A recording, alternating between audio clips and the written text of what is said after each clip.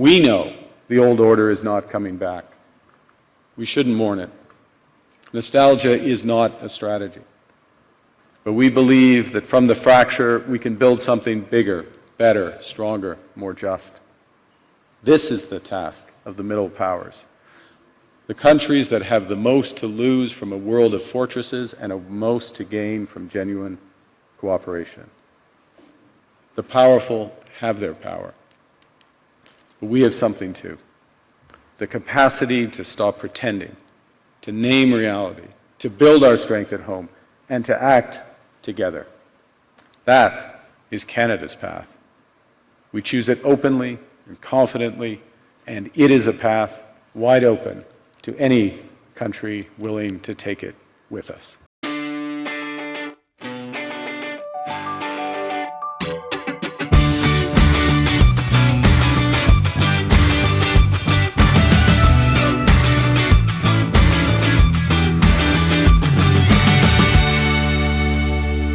Closer look across the Village Media Network and wherever you get your favorite podcast with Michael Friscolanti. I'm Scott Sexsmith. Everybody's still talking about the speech that Prime Minister Carney gave in Davos a couple of days ago. Yeah, I've listened to it a few times just to make sure you didn't miss anything. It was about 17 minutes. It was a very consequential speech, pretty powerful. It's been interesting to read the reaction to it. There's still obviously going to be people who, basically the Prime Minister talked about how the old rules-based order is dead. Right. And it's something he's talked about. It's not like this is new. He said this even when he was running to be against Pierre Poilievre in the last election. Yep. He told us when we sat down on our podcast a couple days before the election that, yes, it's not going back to the way it was. The America that we knew is no longer. And he made a case for what middle powers like Canada can do. And it was a very powerful speech. It was certainly very honest. Yes. It wasn't trying to sugarcoat the situation we're in. And it was, for me, it was like that final snip, right? It was like cutting all ties, even though Cutting we're the still, cord, yeah. Yeah, we're right beside America. We always will be, but that old relationship is no longer. You know the line that I love the most? If you don't have a seat at the table, you're on the menu. Yes, that was a great line. Yeah. And I think the other one that stuck out was nostalgia is not a strategy, I think was the quote, Yeah, right? yeah. We want to remember the way things were, and it's not like that. And I remember the Prime Minister talking to us, too, about how he's convinced that if we reduce and get rid of interprovincial trade barriers here, and if we make other deals with other countries, we can more than make up for what we'll lose in the United States. For sure. I still think that's the big outstanding question, whether that's possible. And that's what I think when you listen to opposition politicians talk about this speech, they're saying, okay, that's just still not reality. That the U.S. is a massive trading partner, and it's just not easy to say we're going to go make some different deals and not deal with the United States anymore. So that'll be the question going forward, I think. But for him to, like I said, I think he said a lot of those things over the last year, but to say it in that manner, on that stage, Yes. in that crowd, with that audience, with the world watching, with Trump being there as well, Absolutely. was very powerful. And I think, a lot of people who are a lot smarter than us who know these things, who are, students of history, who have been worked behind the scenes with prime ministers, they're calling this, a speech of the generation. Like they haven't seen a speech like this from a prime minister in 100 years. Yeah. So this is, it was a big moment. And so we're going to kind of explore that a little bit today with Peter Donolo, who is the former Director of Communications for Prime Minister Jean Chrétien. He says he's semi-retired. I'm not sure if I believe it. He's a busy man. But, I think he's a great person to understand sort of how these decisions come together. Because it wasn't just done on a whim where the Prime Minister said, okay, I'm going to get up here and say all these things. This would have been months in the works, a lot of discussions. I think there would have been a lot of discussions with some of his, counterparts in other countries, these other middle powers, so to speak, about what he was going to say. It's definitely a big moment, and we just want to dissect a little bit more, so we're looking forward to chatting with Peter about it. Earlier this week, Prime Minister Mark Carney delivered what is fair to say was a speech heard round the world, addressing the World Economic Forum in Davos, Switzerland. Carney was blunt. He said we're at a turning point for Canada and for the world, and that the old rules-based order is officially dead. He also stressed that for middle powers like Canada, there is a path forward. As you can imagine, lots of reaction to the PM's words, both good and bad. Joining us tonight to talk about the speech and what comes next is someone who is no stranger to what goes on behind the scenes in the Prime Minister's office. Peter Donolo, a political strategist who worked for years as the Director of Communications for former Prime Minister Jean Chrétien. Peter, thanks for your time. We appreciate you joining us tonight.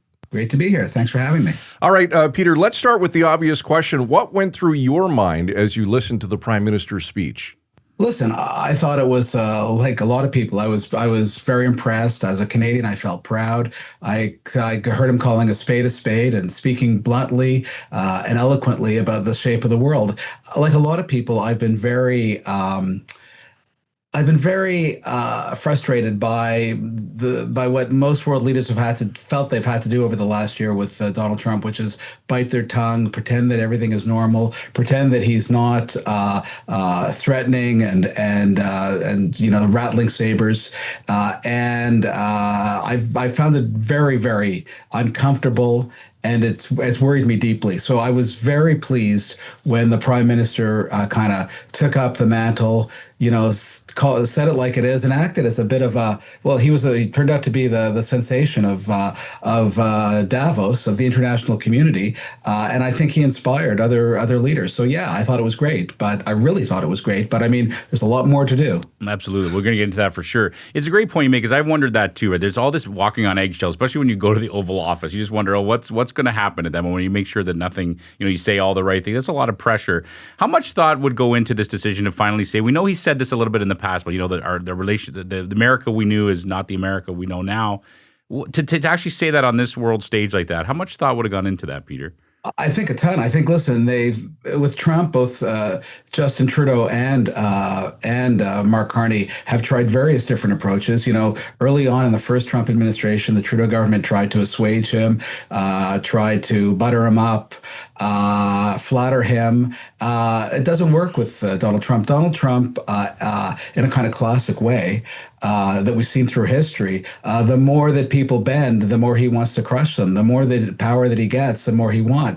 And I think what's really interesting this time is there's been a lot of commentary on it that Trump, point to two is different from the first Trump administration. And I think the main reason is there's been very little pushback to his aggression. So that's both domestically, where as you guys know, he's bent the legislative wing to his power. He's pushed around universities. He's had media outlets fire their editorial people and kind of rejig to suit his message. He's squeezed money out of the law firms. Mm-hmm. and corporations, and internationally, I think the other big. So he's sort of felt unbound domestically, but I also think he's felt unbound internationally, and that's another big difference from his first term.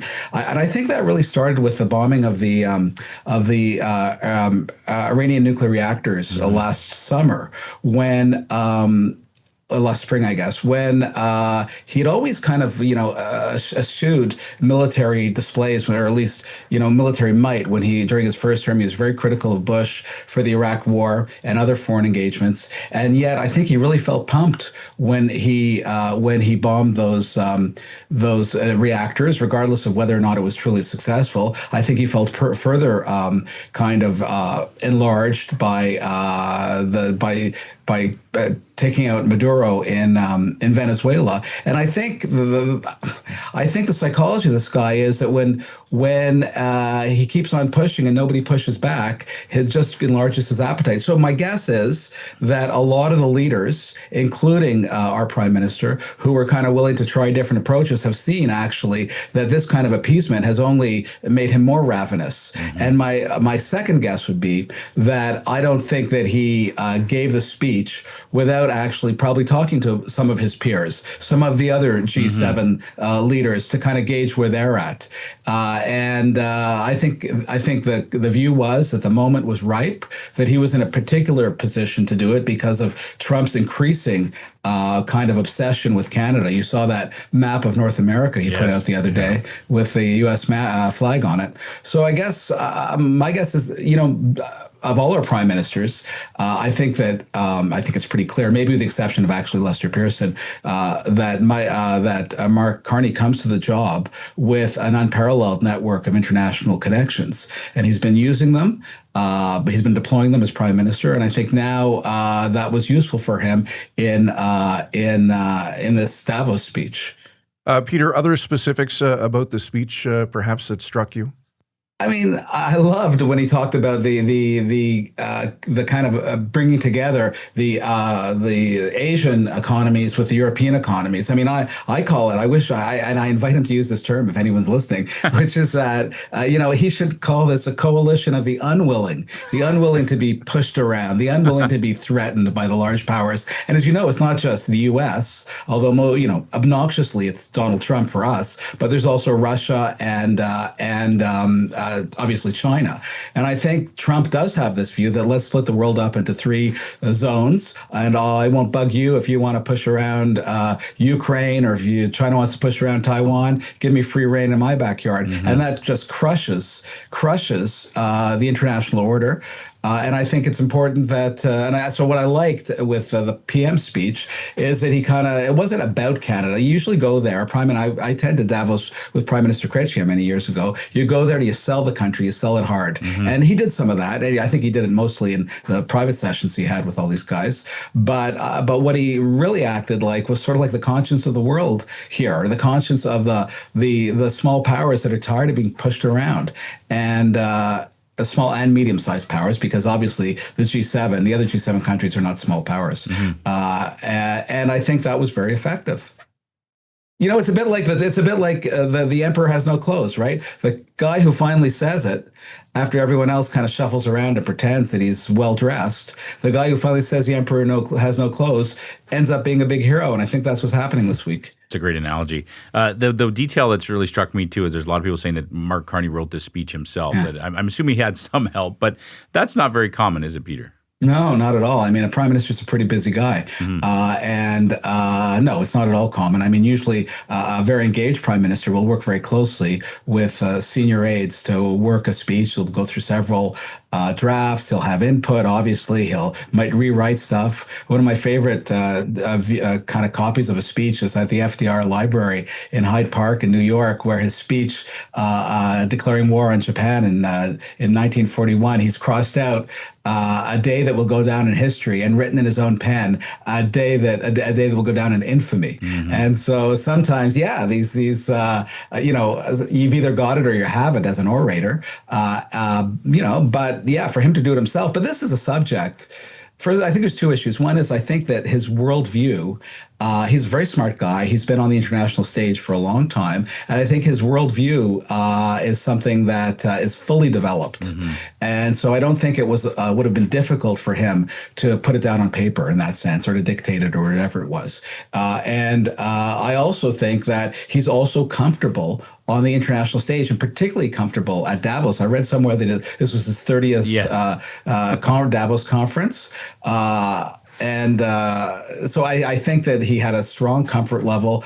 He did what, for someone who's not a politician, who's famously, avowedly not a career politician, he was very, very good at reading the room, both specifically, in terms of the physical room and more broadly. Something that actually Donald Trump was not yesterday. Well, I want to speak to Donald Trump as well, but the reaction to the speech, all kinds of different reactions. Some from the opposition, kind of what you said at the beginning of the conversation is, okay, these are great words. Where's the action? What do we need to do next, Peter? Actually, I don't think the problem is the action. I think the government has unleashed a ton of action in terms of, the energy agreement with Alberta, the major projects initiative, which is also going to reduce the impediments to building major infrastructure projects, the trade missions to China, and he'll be going to India soon. So I think he's doing a lot. I think the government has actually put together a pretty comprehensive package to make the country more economically resilient and less vulnerable to the Americans. But I think what he needs to do, what I don't think he's really done, is he hasn't addressed Canadians and said to them, hey, this is the plan. This is why I'm going to China. This is why I think we need to build pipelines. This is why we're de-emphasizing some of the priorities of the previous government and emphasizing other ones. This is why we have to cut government spending to make the government more lean and more efficient.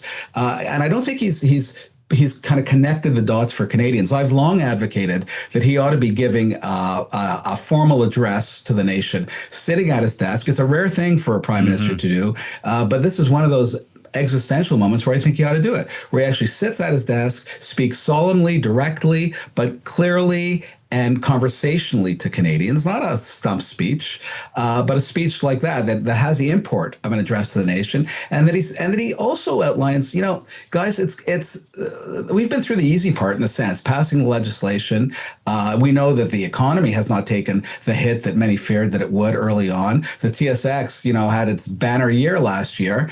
Unemployment is not particularly high. And these things are, I think, maybe lulling Canadians into a false sense of security. Mm-hmm. My concern is that we all fall back into politics as usual. The environmentalists natter about we don't want pipelines. First Nations groups try and stop projects to flex their muscles. Human rights activists try and say let's not deal with China, let's not deal with India, and they've all got valid points. But there's one point which is more important, which is, do we want to have a country, yes or no? And if we do, we need to make compromises, and we need to be bloody minded about keeping ourselves independent. I think the PM needs to do that, and he needs to also signal to Canadians that, there's going to be a need for two things on your part: for patience and for sacrifice. And when was the last time we heard a prime minister or a leader in this country kind of call for people to be ready to sacrifice? I think that's where we are, and I think the PM needs to do that. I hope he does. Peter, Trump responded the next day by saying Canada lives because of the U.S. Is he wrong? Well, he sounds like a mafia don when he speaks. nice grocery store you have. I wouldn't want anything bad to happen to it. Every word he ever utters about Canada has the undertone of a violent threat. Do we exist? We have enjoyed a relationship with the U.S. that on the whole has been beneficial for Canada, particularly for our cost of, for our quality of life, for our standard of living. There's no question. It hasn't all been moonlight and roses, though. There have been downsides, and we can talk about those. But on the whole, it's been good. But if that country that is sliding into an ugly authoritarianism, and I believe that Trump is a fascist. I wouldn't have said that the first term. I thought that was overkill. I don't think that's the case now. If we believe that country is sliding into that, that's a threat to us. And he's right that we've leaned on the U.S. Canadian business, and my clients were like among the blue chip Canadian companies. But let's face it, guys, they leaned on the advantage of the low Canadian dollar, access to the American market, without kind of investing in to the degree they needed to in their own efficiencies, in making business more innovative, in looking at other markets in the world. And so we got sort of fat and lazy, relying on the U.S. market. And now the chickens are coming home to roost. Not to mix too many metaphors in there. So I think, he's got a point about that. But it's also like, he's also kind of like licking his chops, getting ready to swallow us. Mm-hmm, mm-hmm. And we got to be able to push back. It's a great segue into the question I want to ask you. We want to play you this clip from our sit-down with the Prime Minister last year, if we can, Peter, if you don't mind, Derek. I say this often, we can't change President Trump. He's got fixed ideas. He's 78 years old. We can negotiate hard and get the best deal for Canada. What we can do, though, is first and foremost take care of ourselves here. I often make this point, but I'm going to make it again. We can give ourselves far more than the Americans can ever take away. We can more than cover what Trump tariffs will do to us negatively. What I want to ask you is that accurate? That we keep hearing that from the Prime Minister, from others, that if we make deals with other countries, it'll make up for what we lost in the U.S. Is that true? The economy is changing so rapidly that I think that a lot of the traditional assumptions about how you get economic growth are falling away. That's true in the United States as it is here. Look at the extent to which AI has pumped up the bubble in the American economy and the American stock market. So is it true? I think what the PM is probably saying is by being aggressive and innovative, that we can be a lot better off than we think we can. And I think it's true also in that I think the corollary is true, which is, as I said, I think we got a bit like smug and lazy, relying on access to the American market. I was a consul general in Milan in Italy, 2 decades ago, and the big selling point to get Italian investment into Canada was to tell them about how. You invest in Canada, you build a distribution center or a plant in Canada, and you'll have access to this huge U.S. market, but with a lot of advantages in Canada that they don't have in the U.S. Healthcare for employees, resources, yada, yada. And that's not true anymore. So we need to find, and I think the government understands, I think the Prime Minister understands, particularly given his background, some of the, where the global economy is going. And I think he's right to position us there. And one of the ways to do it is, listen, we need, to a certain extent, we need to go backwards and forwards at the same time. We need to focus on the kind of the positive AI, the kind of technical innovation that the Prime Minister's spoken about. But we also need to go backwards instead of, and that to a certain extent, and that is instead of shunning the resource wealth we have and looking at it as a kind of drawback, making us, hewers of wood and drawers of water, as the old put down went, that is actually a strength for us that the world needs. And I look at fossil fuels. Listen, fossil fuels are bad on the whole for the economy, or for the world, for the globe. But the world is transitioning out of those. In the meantime, we have a wealth of them in Canada. That why would we not want to use those internationally in order to buck up the economy across the country so that we can move forward? Like, why do we want to deny ourselves that economic ability over the period of, there's not a long time ahead, of a couple of decades ahead of us? Why would we want to do that? I think the Prime Minister and his government are right on that.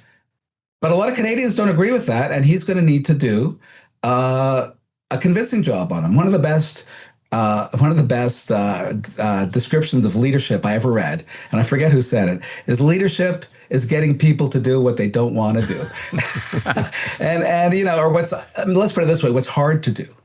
And so, yes, the PM ticks a box of a competent, effective CEO. But he's not just a CEO. He's our leader, and I think he's getting more comfortable with that. If the speech in Davos is any indication, I think he's ready to put it to Canadians in a more direct way. I appreciate that, Peter. I know you're semi-retired, but I feel like you'd be ready to jump back into the PMO right now. Listen, when I was in the Prime Minister's office, and listen, my boss was the greatest guy. He just turned 92. Was in Ottawa celebrating Mr. Chrétien's 92nd on January 11th, the same day as Sir John A. Macdonald's birthday, by the way. And he was the greatest boss I ever had. I had the second lowest blood pressure in Ottawa because he had the lowest. And he was a ton of fun to work for. He knew exactly what he was doing. He turned the country around from a very difficult period in terms of both the economy and national unity. And when he left after 10 years, Canadians felt a ton better about their country than they had in a long time. And that's another definition of leadership. So no, I gave it the office and I enjoyed it, but it's more like what? No, they've got a crew there, a generation there, that competent people. I'm always ready to hector from the outside, like the great mother-in-law. But free advice is worth what you pay for it, guys. That's right. Peter, speaking of your former boss, did he or any other PM, say in the last 75 years, give such an important speech? No, I don't think so. I don't think so. I think the moment is so different. I mean, listen, Prime Minister Chrétien is the only prime minister in the last 50 years who said no to the Americans over Iraq. So I think that's important. But that wasn't a particular speech. That was an action. So no, I think this is, this is one of those moments. As you know, Canadian prime ministers, Pierre Trudeau being an exception, are not particularly known for their stirring rhetoric at the podium. I mean, the Prime Minister Chrétien was a unequaled and probably actually still is an unequal kind of stump speaker. You know, he can, if you want to rouse an audience, you know, he's the guy to go to, and he still does it. He did it at the leadership convention, in fact, last spring. So he's the guy to go to. But that's different from this kind of speech at Davos. But in fairness, we didn't have these challenges in the 90s. In the 90s, I hate to talk about the good old days, but in the 90s, I don't know if it was the end of history, like Fukuyama said, but it was at least a period of hopefulness, as a lot of walls, literally and figuratively, were coming down, and the world was coming together. Different era now. It's an era of fear and an era of a lot of pessimism. And I think that's another reason why the Prime Minister's words kind of, you know, hit home so significantly at Davos. Absolutely. Real quickly, I know you're a busy man and you got to go, but I told you once you get on the podcast, you would enjoy yourself and you'd keep talking. So I was right about that. I just want to talk about the China question, Peter, because that's one thing that's a lot about people's mind. This idea that, you know, even just recently, Carney himself said that, you know, China's the biggest threat that Canada faces, and now we've gone there, negotiated a deal. How do you sell that to Canadians? What's different between then and now?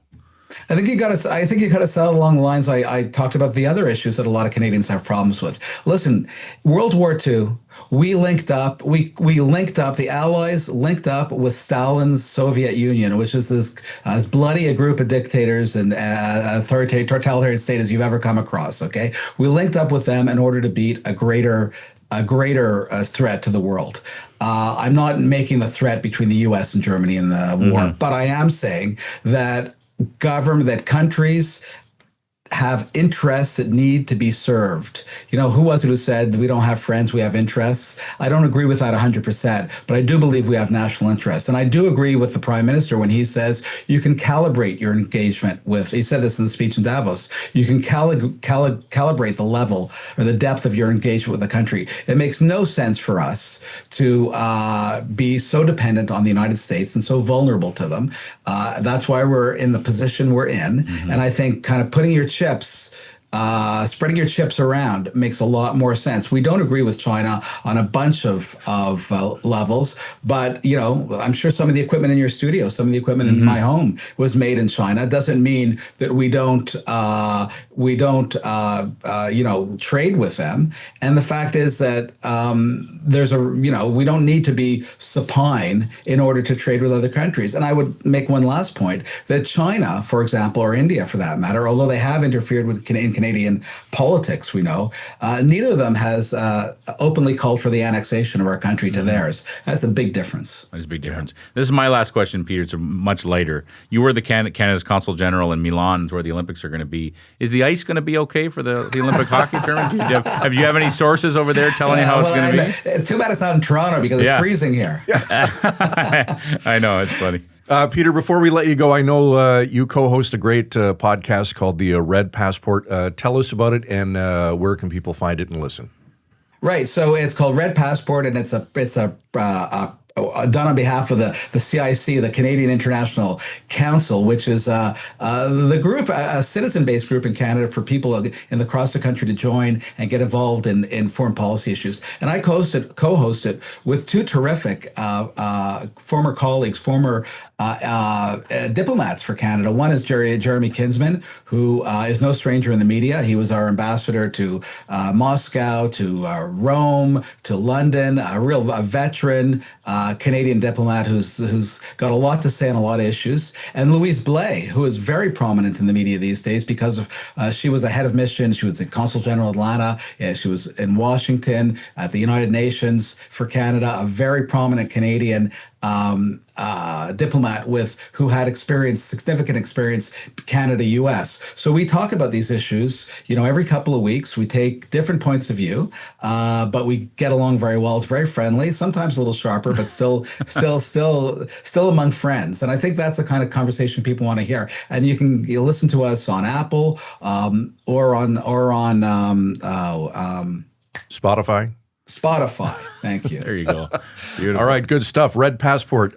Peter, anything we didn't cover tonight that we should have? This is great. And I hope you guys invite me back. All right. I'm just going to say we'll keep you in the Rolodex, Peter. Absolutely. All right, there's Peter Donolo, the former communications director for Prime Minister Jean Chrétien. Peter, great to see you. Thanks for your time. Thanks, guys. It's too bad that we were tight for time with Peter because, man, I could have sat and listened to him all day. Imagine the stories. It was a great conversation, for sure. I mean, I remember him when I was a young journalist. He was the boss for the media. He would answer all our questions. What was great is people didn't hear it. I mentioned it in the show, but Peter said, how long are we going to be? 15 minutes, perfect. He's a busy guy. He's semi-retired. He's got a lot going on. But I told him, you're going to enjoy being on this podcast. And sure enough, I think we ran a full half hour. Yeah, we did. It was great. Red Passport. Got to check that out. Apple, Spotify, and wherever you get your favorite podcasts, just like this one. Closer Look at villagemedia.ca is our email address. And, of course, you can sign up and subscribe at closerlookpodcast.ca. For Derek Turner, executive producer of this evening's program, as always, and Michael Friscolanti, our editor-in-chief, I'm Scott Sexsmith. Thanks for watching tonight. We'll see you tomorrow night, 7 o'clock, right here on Closer Look. Frisco and Scott's Wardrobe provided in part by Moores, Sault Ste. Marie.